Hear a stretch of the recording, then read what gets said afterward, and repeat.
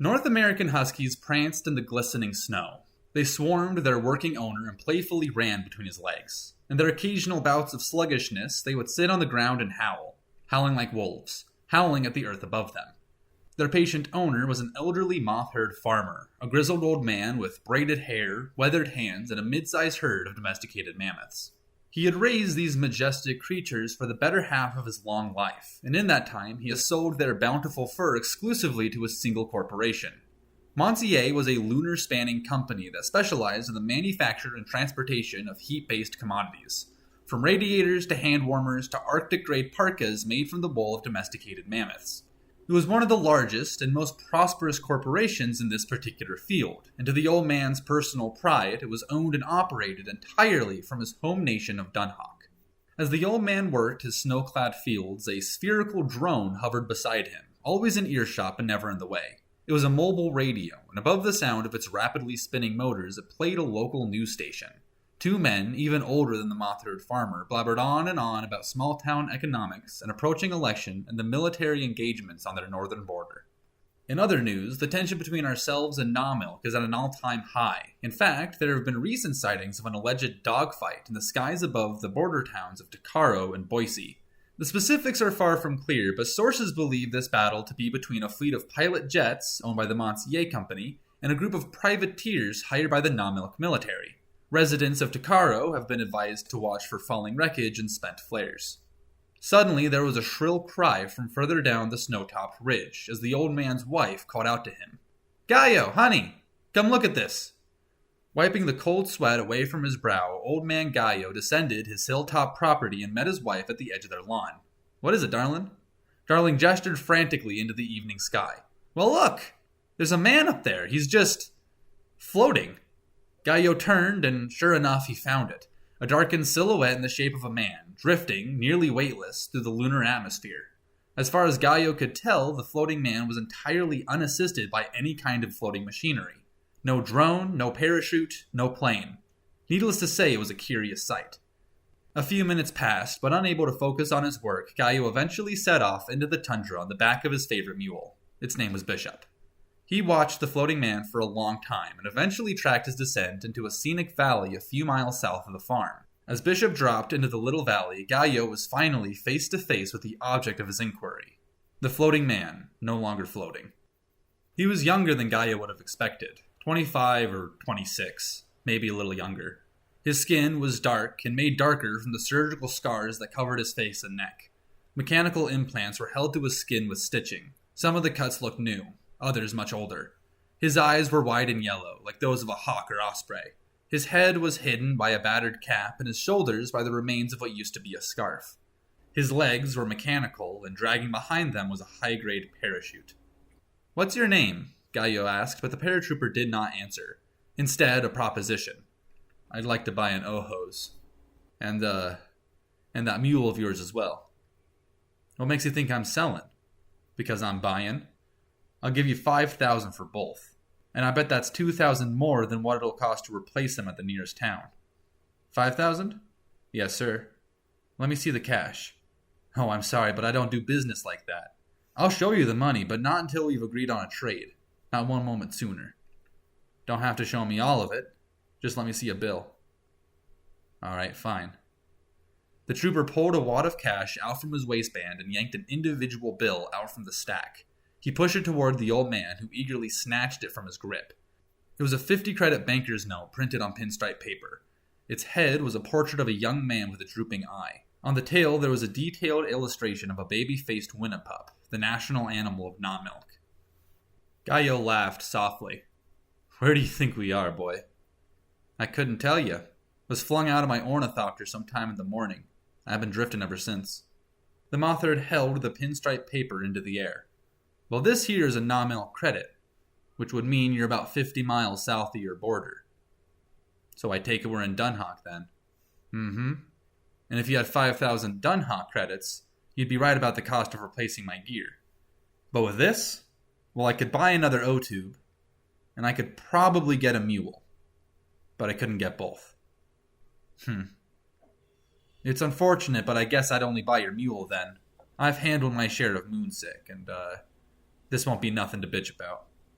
Gallo chuckled, amused by the paratrooper's ability to deliberately miss his point. Are you military? He asked. Do I look military? No, but that parachute of yours sure do. Maybe I stole it. Maybe. Or maybe you didn't. The trooper shrugged. Who's to say? Did you know you can sell the head of a non-milk soldier for 13,000 credits down at the local market? Oh yeah? Mm-hmm. So 13,000 plus your 5, that's 18,000 credits.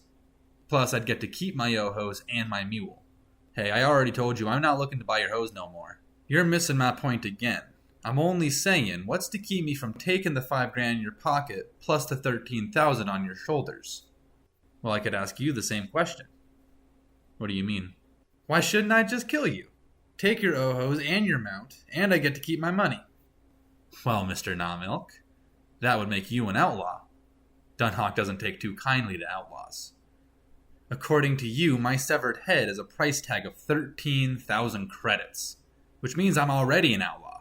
Now, as far as I'm concerned, I haven't done nothing wrong.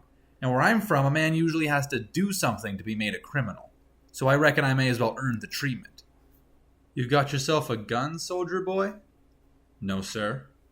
Gallo grabbed the piece from off his hip and pulled the hammer back, but for now, he kept it pointed to the snow. Then how would you plan on killing me anyway? The trooper took a deep breath, then answered. Might not have a gun, but I do have an artillery drone. A what now? It's, The trooper pointed to the floating radio that has been circling the two men for their entire conversation. It's kind of like that bumbling sphere you've got there. But instead of spitting the headlines of a local news anchor, it spits an endless stream of sizzling lead. The old man looked into the sky above. He found a couple stars and the crescent Earth and nothing else. I don't see nothing. Oh, you wouldn't. Its surface is made of remat, a reflective material that's nearly impossible to spot from far distances. Gallo scoffed. Bullshit, he said, and began to lift his handgun. But before he could aim, the trooper interrupted. Whoa, hey, before you do anything, let me just ask you a question. When you spotted me floating through the sky, did you see my parachute? Or did you only see me? I don't know. I just saw some sort of figure floating in the air. Was it a human-shaped figure? Well, I suppose it was kind of human-shaped. Okay. Now, the reason you saw a human-shaped figure instead of a parachute-shaped figure is because my parachute uses the same technology as the artillery drone floating above us right now. The old man lowered his gun and took another look at the trooper's parachute. It was, in fact, reflective, like tinfoil. But unlike tinfoil, it did not gleam. While it reflected its visual surroundings, it somehow, paradoxically, absorbed the surrounding light, creating a dark spot in the glistening snow. The illusion didn't work too well from such a close distance, but Gallo began to realize how effective it could be from afar. Again, he stared into the evening sky. Again, he found the stars, and again the crescent Earth. But now there was something else. A small dot. A floating orb. Just barely darker than the indigo sky surrounding it.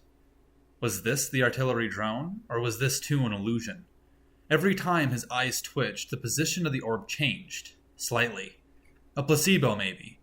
Now that he knew what he was looking for, his brain allowed him to see it, regardless of reality. Or maybe it really was there. You see this?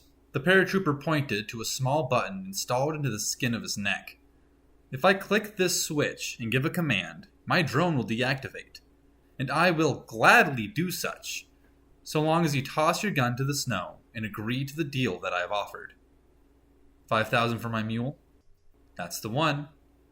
The old man considered his options slowly, and for a very long time. But after this period of silent deliberation, he tossed his handgun unceremoniously into the lunar snow. Deal.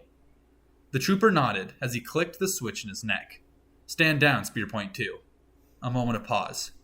Gallo glanced once more into the sunset, but did not notice any change. The flickering dubious orb still hovered against a nearly identical backdrop, and yet he was still uncertain of its veracity. He turned back to the trooper, who had begun counting the non-milk bills in his hand. You were supposed to deactivate it, the old man said. And I did. The turrets are sheathed and its patrol has been paused. It's just floating in place now. Shouldn't I be able to see it? You can't just turn the camouflage on and off. Its outer shell is made of remat. Well, then I want you to bring it down here to the snow. The trooper shook his head. That's not what we agreed to. Afraid that this entire conversation had been a trap, that there was no drone, and that he had tossed his gun without reason, the old man took a slow and jerky step toward his discarded weapon. Whoa, hey! The time it takes you to grab that gun is more than enough for me to reinstate my defense. And once I do, well, you'll just have to see what happens if you try to shoot me. You're nothing more than a paper tiger, aren't you? The trooper shrugged. Who's to say? All I know is that there is exactly one course in which we both get to leave here alive. And that's all I'm rooting for. It was only a couple hours later when Old Man Gallo climbed out of the little valley, crossed the snow-clad tundra, and set foot, once again, on his property. I say foot instead of hoof because he was walking. Bishop was gone, and the old man's wife did not look pleased. Where's Bishop? Darling asked as her husband crossed the implied edge of their unmarked lawn. Huh? Bishop, you bonehead? What happened to him? Oh yeah, right. I sold him. Sold him? To who? I don't know. You don't know who you sold him to? No, it's just, I never caught his name is all. You sold him to someone whose name you don't know. Mm-hmm. Why? I guess he was in greater need.